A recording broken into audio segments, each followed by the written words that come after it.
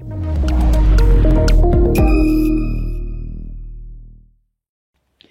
semuanya, Assalamualaikum warahmatullahi wabarakatuh. Masih dengan Hairunisa di sini dan sekarang kita akan menurunkan persamaan gelombang tegangan dan arus yang merambat pada saluran transmisi yang terdiri atas dua buah konduktor.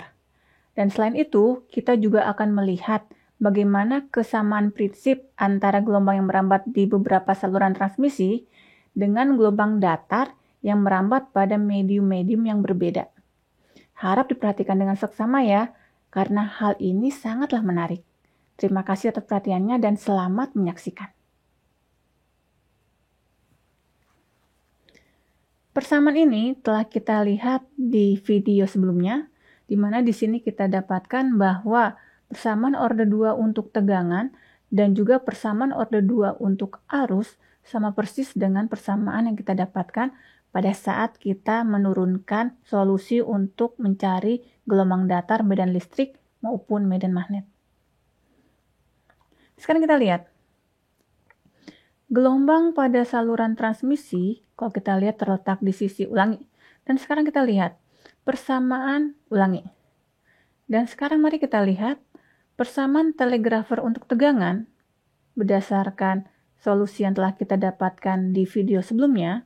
Kita ketahui adalah turunan tegangan terhadap Z adalah minus IR ditambah L DI per DT. Jika kita ubah persamaan ini dalam bentuk fasor, maka akan kita dapatkan dV per dz sama dengan minus R ditambah J omega L dikalikan I. Untuk gelombang datar, dari hukum Faraday kita ketahui bahwa del cross E sama dengan minus D mu kali H dibagi dengan dt. Dan dalam bentuk fasor, maka persamaan ini dapat kita tuliskan del cross E sama dengan minus J omega dikalikan mu dikalikan fasor dari H. Nah, sekarang kalau kita lihat, dengan melakukan penurunan dari hukum Faraday ini, maka akan kita dapatkan bahwa EX jika diturunkan terhadap Z sama dengan minus J omega mu dikalikan dengan HY. Jika kalian masih ada yang bingung dengan persamaan ini, maka silakan kalian buka kembali video berkaitan dengan Maka silakan kalian buka kembali video yang berkaitan dengan penurunan gelombang datar. Nah, sekarang kita lihat persamaan telegrafer untuk arus, di mana persamaan ini adalah persamaan dalam bentuk real time. Dan persamaan ini, jika kita nyatakan dalam bentuk fasor, bentuknya adalah I jika diturunkan terhadap Z adalah minus G ditambah J omega C dikalikan dengan tegangan.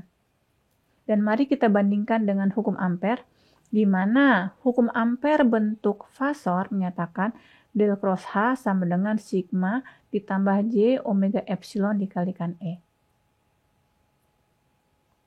Nah, sekarang kita lihat dengan melakukan penurunan dari del cross H sama dengan sigma ditambah J omega epsilon kali E, maka akan kita dapatkan bahwa HY jika diturunkan terhadap Z, hasilnya adalah minus sigma ditambah J omega epsilon dikalikan EX.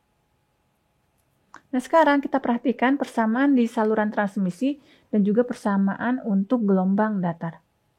Kalau kita lihat di sini, maka kalau kita lihat di sini, maka tegangan dapat kita analogikan dengan EX dan arus dapat kita analogikan dengan HY, sehingga jika kita bandingkan di sini, di sisi kiri dan di sisi kanan, maka R ditambah J omega L akan kita bandingkan dengan J omega mu, sedangkan G ditambah J omega C dapat kita sepadankan dengan sigma ditambah J omega epsilon. Sekarang, mari kita lihat.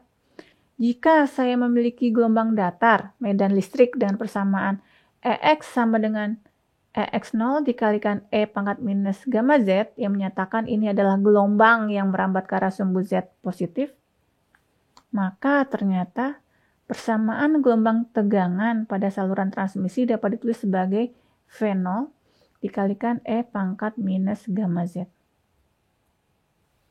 Kita harus ingat, gamma adalah konstanta propagasi pada gelombang datar yang besarnya adalah akar dari J omega mu dikalikan dengan sigma ditambah J omega epsilon. Untuk itu, konstanta fasa pada saluran transmisi besarnya adalah akar dari R plus J omega L karena R plus J omega L adalah sepadan dengan J omega mu dikalikan dengan G plus J omega C karena G plus J omega C ini sepadan dengan sigma ditambah J omega epsilon.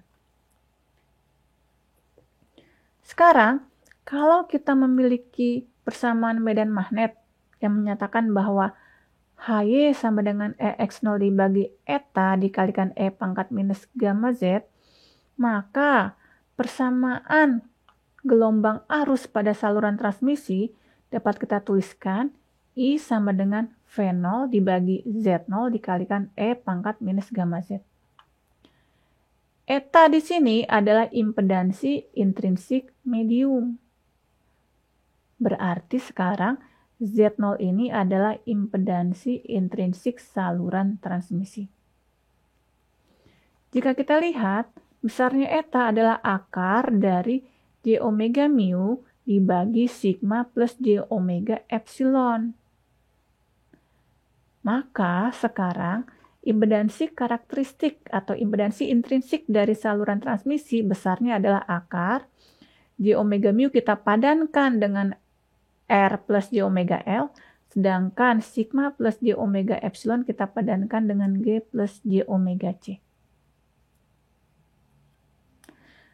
Nah sekarang kalau kita lihat ternyata persamaan gelombang tegangan dan arus sama persis dengan persamaan gelombang datar medan listrik dan medan magnet. Dan sekarang mari kita perhatikan di sini. Jika di bab 5 kita memiliki dua buah medium, jika ada gelombang datang yang merambat ke perbatasan menumbuk tegak lurus, di perbatasan yang terjadi adalah sebagian gelombang ada yang diteruskan, sebagian gelombang ada yang dipantulkan. Dan kasus ini ternyata sama persis dengan kasus yang terjadi jika kita memiliki saluran transmisi yang disambung dengan saluran transmisi yang lain. Jika saya memiliki arus atau tegangan yang merambat, di mana arus dan tegangan ini menumbuk perbatasan, ternyata di perbatasan sebagian tegangan akan diteruskan, sebagian akan dipantulkan.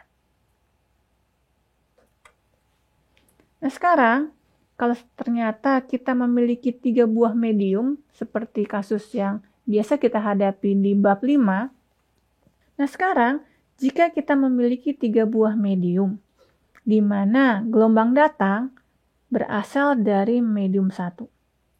Untuk memecahkan persoalan yang berhubungan dengan multiple interfaces ini, kita perlu merumuskan titik pusat untuk tiap medium.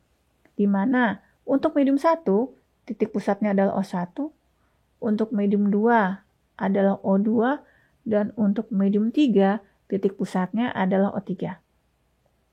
Dan di ujung sini, titiknya adalah titik minus D2, karena tebal dari medium 2 ini kita anggap D2. Kasus ini, pada dasarnya, jika akan kita padankan dengan kasus pada saluran transmisi, berarti kita memiliki saluran transmisi pertama, yang disambung dengan saluran transmisi kedua, dan medium paling akhir kita padankan dengan beban. Dari kasus ini, gelombang ternyata dibangkitkan oleh generator, di mana generator saya gambarkan sebagai bulatan ini dengan hambatan dalam tertentu. Dan sama seperti kasus di atas, kita perlu menentukan titik pusat tiap saluran transmisi, di mana ada O1, ada O2, dan di sini ada O3.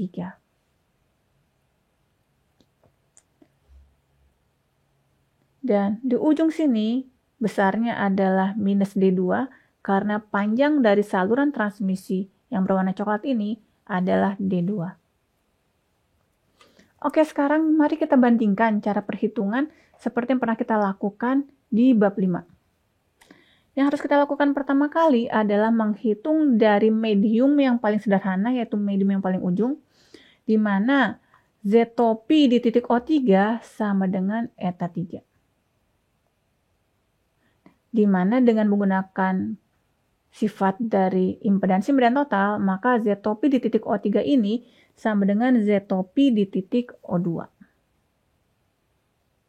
Selanjutnya, kita hitung berapa gamma topi di titik O2 dengan menggunakan persamaan yang tampak pada slide, di mana Z topi O2 sama dengan eta 3 sehingga besarnya koefisien refleksi di titik O2 dapat kita hitung sebagai eta 3 dikurangi eta 2 dibagi eta 3 tambah eta 2. Selanjutnya, kita bergerak ke titik minus D2, di mana kita bisa menghitung koefisien refleksi di titik minus D2 dengan menggunakan persamaan yang tampak pada slide.